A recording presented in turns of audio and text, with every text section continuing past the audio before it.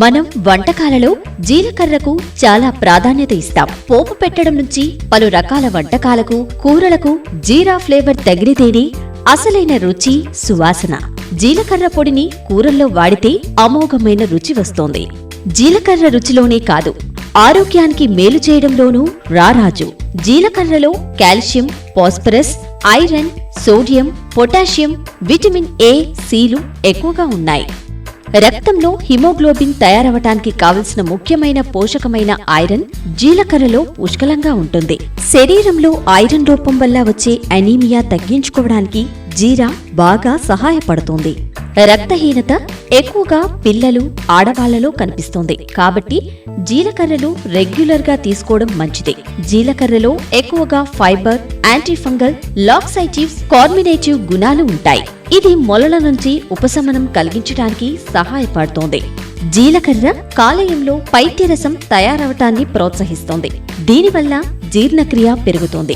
జీలకర్ర కడుపు నొప్పి, విరోచనాలు, మార్నింగ్ సిక్నెస్ నుంచి కాపాడుతుంది. నెలసరి సమస్యలతో బాధపడే వాళ్లకు జీలకర్ర చక్కగా పనిచేస్తుంది. ఇమ్యూనిటీ పెంచడంలో జీలకర్ర బాగా సహకరిస్తోంది. ఇందులో ఉండే యాంటీ ఆక్సిడెంట్స్ శరీరంలో చేరిన మలినాలను తొలగించి, ప్రీ రాడికల్స్ నివారించి వ్యాధులను తట్టుకునేలా శరీర రోగ నిరోధక శక్తిని పెంచుతాయి. జీలకర్ర విటమిన్ ఈని ఎక్కువగా కలిగి ఉండటం వల్ల యాంటీ ఏజింగ్ గా పనిచేసి చర్మంపై ముడతలు రాకుండా చేస్తోంది.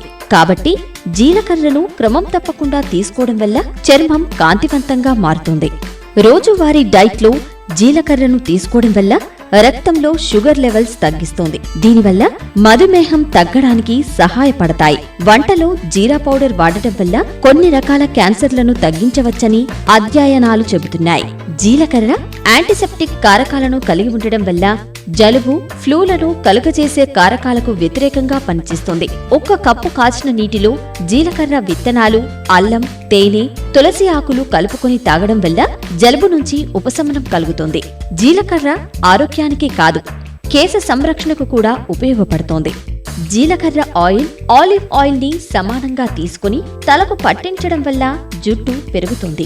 ఆరోగ్యానికి మేలు చేసే జీలకర్రను నిత్యం ఆహారంలో చేర్చుకోవడం వలన ఎన్నో రకాల ప్రయోజనాలు పొందవచ్చు.